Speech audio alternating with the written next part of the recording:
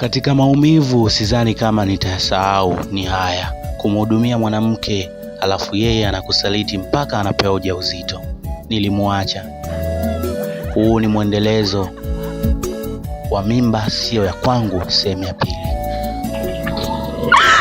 Usiniache. Wewe, shida nini? Mbona upo unalia? Na yule ni nani? Ha?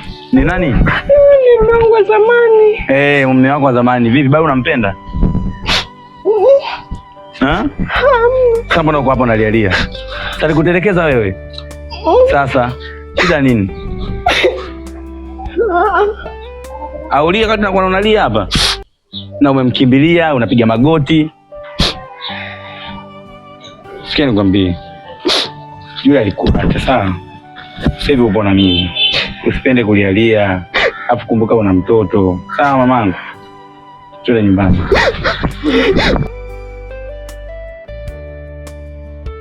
Wengine wakiwa na furaha, mimi kwangu ni huzuni. Hii siku ilikuwa mbaya sana kuimaliza. Nilifika nyumbani nikakumbuka mambo yote ambayo yaliendelea. Kumbe yule jamaa kipindi kile alikuwaga akimvizia mke wangu bila mimi kujua. Nakumbuka kipindi namuaga mke wangu kwa ajili ya safari, yule bwana kuna siku alijipitisha. Mimi nilijua ni jirani tu, kumbe alikuwa akimvizia mke wangu. Kwa majirani? Nawaona. Kwa umependeza. Haya bwana. Muongo huyo. Wewe nani? Sasa unaniuliza mimi baada mimi ndo nikuulize wewe. Wanasemaga wasiwasi ndio akili. Mimi sikuwa na wasiwasi kabisa. Ningejua hapo awali, huenda ningesaidia kitu. Siku iliyofuata aliniita kwa ajili ya kunihadisia kila kitu mpaka akapewa na ujauzito akiwa kwangu. Ilikuwa hivi. Wewe, una akili gani sasa?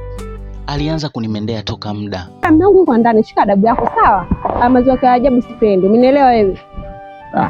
Sijifanye kama mtoto. Mbona wewe unamsindikiza mume wako? Kwa hiyo ukimuona? Nimekuona. Alafu alikuwa anaenda wapi? Anaenda Morogoro. Morogoro? Kufanyeje? Kikazi. Kikazi?